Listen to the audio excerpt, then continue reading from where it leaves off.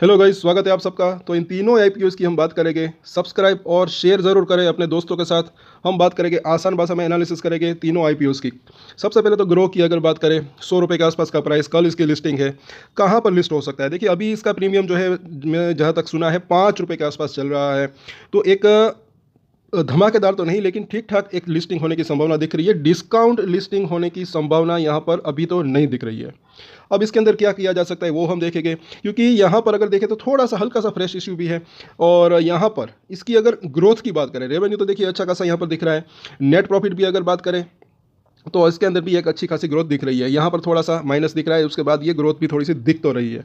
अब यहाँ पर अगर हम देखते हैं कि तकरीबन ये अगर बात करें, अगर किसी ने देखिए बड़ी एप्लीकेशन लगाई है एचएनआई की, तो चाहे तो अगर छोटे मोटे लिस्टिंग गेन अगर मिलते हैं, एक मतलब कि मुझे ऐसा लग रहा है कि 107 रुपये के आसपास, इस वीडियो को जो है याद ज़रूर रखिएगा, 107 रुपये के आसपास जो है लिस्टिंग हो सकती है, ऐसा मुझे लग रहा है। 107 110 के आसपास अगर आप चाहें तो वहाँ पर 50% जो है प्रॉफिट बुक करना चाहे तो कर सकते हैं। बाकी आप ट्रेलिंग स्टॉप लॉस का इस्तेमाल कर सकते हैं।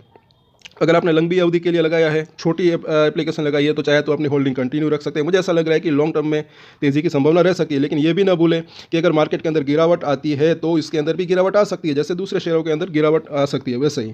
तो ओवरऑल अगर बात करें, बड़ी अर्जी लगाई है और सिर्फ एप्लीकेशन लिस्टिंग गेन के लिए ही अगर जो है आपने लगाया है, तो छोटा मोटा लिस्टिंग गेन भी अगर मिलता है 10% के आसपास, 7% के आसपास, तो वहाँ पर आप चाहे तो अपना प्रॉफिट बुक कर सकते हैं।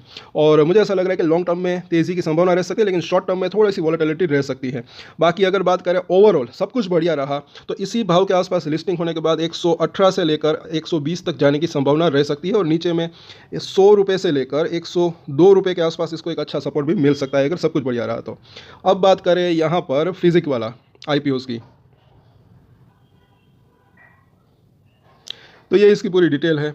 यहाँ पर अगर बात करें तो मुझे इस जो है थोड़ा सा ये महंगा दिख रहा है, क्योंकि इस तो कुछ रीज़न, क्योंकि मुझे ऐसा लग रहा है। बाकी अगर बात करें, हालांकि जो है ऑफर फॉर सेल अच्छा खासा है, सॉरी फ्रेश इश्यू जो है अच्छा खासा है, और ऑफर फॉर सेल थोड़ा सा ही है। लेकिन फिर भी यहाँ पर अगर देखें इसके फाइनेंशियल, तो एक बात यहाँ पर अगर देखें, हालांकि रेवेन्यू के अंदर जो है अच्छा खासा यहाँ पर ग्रोथ देखने को मिल रही है, लेकिन अभी फिलहाल जो है ये कंपनी क्या है कि लॉस मेकिंग है। यहाँ पर जून क्वार्टर के अंदर भी लॉस दिख रहा है। तो ओवरऑल अगर बात करें तो थोड़ी सी वैल्यूशन जो है मुझे यहाँ पर ज़्यादा इसकी दिख रही है। बाकी मार्केट की अगर बात करें तो, क्योंकि इसका प्रीमियम भी अभी काफ़ी कम चल रहा है, जहाँ तक मैंने सुना है 1 से 2 रुपये अभी की अगर बात करें, तो ओवरऑल अगर बात करें तो यहाँ पर जो रिस्क टेकर है वो चाहे तो जो है एप्लीकेशन लगा सकते हैं, लेकिन यहाँ पर थोड़ा सा रिस्क इसके अंदर जो है रह सकता है, ऐसा मुझे लग रहा है। बाकी अगर बात करें आगे, क्योंकि और यहाँ पर भी आप देख सकते हैं, जैसे कि पी रेशियो अगर बात करें तो वो माइनस में दिख रहा है, और ईपीएस भी आप देख सकते हैं, साथ साथ प्राइस टू बुक वैल्यू अगर बात करें तो वो भी 14 के आसपास। इसलिए मैंने कहा कि थोड़ा सा ये जो है महंगा तो यहाँ पर दिख रहा है। लेकिन हाँ, लॉन्ग टर्म के लिए हो सकता है कि मतलब कि इसके अंदर मतलब कि जो है तेज़ी की संभावना रह सकती है। लेकिन जो लिस्टिंग गेन के लिए लगा रहे हैं वो चाहे तो थोड़ा सा मतलब कि इसके अंदर वेट एंड वॉच की रणनीति भी अपना सकते हैं, लास्ट दिन तक वेट कर सकते हैं। और मुझे जो है थोड़ा सा आईपीओ महंगा लग रहा है, तो जो रिस्क टेकर है वो चाहे तो एप्लीकेशन लगा सकते हैं, अदरवाइज इसको चाहे तो आप अवॉइड कर सकते हैं। और आगे हम अगर देखें, और साथ साथ क्योंकि इसके अंदर प्रीमियम भी जो है वो भी अगर बात करें तो काफ़ी कम चल रहा है फिजिक वाला की अगर बात करें। बाकी अगर बात करें आगे, एक और आईपीओ जो है यहाँ पर ओपन है, एमवी, इसकी यहाँ पर डिटेल दे सकते हैं। मतलब ये थोड़ा सा देखिए मुझे यहाँ पर अच्छा दिख रहा है, प्राइस भी अच्छा है, लेकिन प्रीमियम काफ़ी कम इसका जो है अभी चल रहा है, पता नहीं क्यों। हो सकता है कि मार्केट की कंडीशन की वजह से हो। अगर इसके पीयर्स हम देखेंगे तो आपको पता चलेगा, साथ साथ ग्रोथ भी यहाँ पर अच्छी खासी दिख रही है। तो इसके ऊपर चाहे तो आप अपनी नज़र बना के रख सकते हैं, वेट एंड वॉच की भी रणनीति अपना सकते हैं। लेकिन सब कुछ बढ़िया रहा तो मुझे ऐसा लग रहा है कि जो है थोड़े बहुत प्रीमियम के साथ ये भी ओपन होने की संभावना रह सकती है। 217 के आसपास का प्राइस है। और यहाँ पर अच्छी चीज़ यहाँ पर क्या दिख रही है कि फ्रेश इशू अच्छा खासा है, 2100 करोड़ रुपए के आसपास का। ऑफर फॉर सेल 750 करोड़ के आसपास का है। बाकी यहाँ पर अगर ज़रा देखिए, ये इसकी ग्रोथ देखिए, रेवेन्यू के अंदर अगर देखें तो अच्छी खासी ग्रोथ, और नेट प्रॉफिट ये ज़रा देखिए, अच्छी खासी ग्रोथ इसके अंदर भी दिख रही है।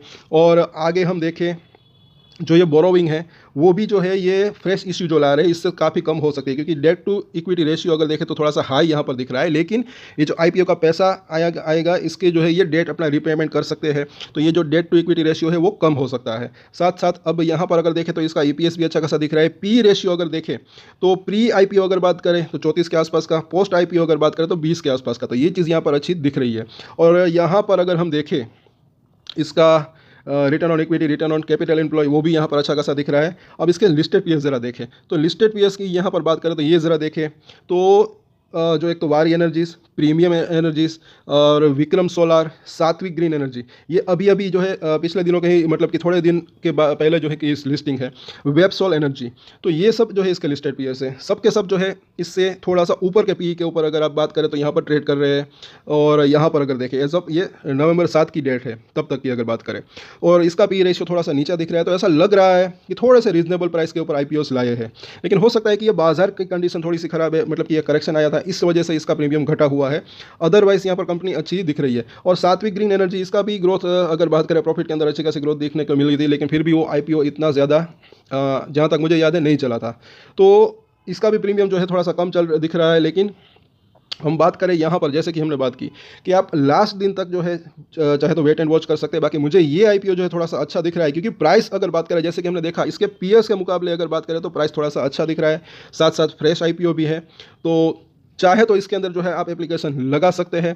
हो सकता है क्योंकि रिस्क इसके अंदर जो दिख रहा है सिर्फ और सिर्फ मार्केट का रिस्क दिख रहा है कि अगर मार्केट के अंदर करेक्शन आता है तो इसके अंदर भी नेगेटिव लिस्टिंग होने के चांसेस रह सकते हैं। अदरवाइज छोटे मोटे लिस्टिंग गेंस इसके अंदर भी जो है मिलने की संभावना रह सकती है, और लॉन्ग टर्म में मुझे ऐसा लग रहा है कि एक अच्छी तेजी की संभावना रह सकती है। तो सभी आईपीओ के अंदर हमने बात की। आईपीओ आपको कौन सा अच्छा लगता है नीचे कमेंट जरूर करें, और आसान भाषा में हमने आपको समझाने की कोशिश की, चाहे तो आप कमेंट भी कर सकते हैं, कुछ पूछ भी सकते हैं। आज लाइव रात को लाइव आने की भी कोशिश करेंगे। तो सब्सक्राइब जरूर करें हमारे चैनल को, शेयर जरूर करें अपने दोस्तों के साथ। सो आज के वीडियो में इतना ही। और एक स्टैंडर्ड डिस्क्लेमर जो कि मैं हमेशा देता हूँ, आप कोई भी ट्रेड ले उससे पहले अपनी रिसर्च करें, अपने फाइनेंशियल एडवाइजर की सलाह ले, उसके बाद ही कोई डिसीजन ले। और डिसीजन ले तो उसकी जिम्मेदारी मैच्योरिटी के साथ खुद ही ले। ये वीडियो मैंने एजुकेशन पर्पस के लिए बनाया, मेरी तरफ से कोई भी बाय या सेल की रिकमेंडेशन नहीं है। Thank you.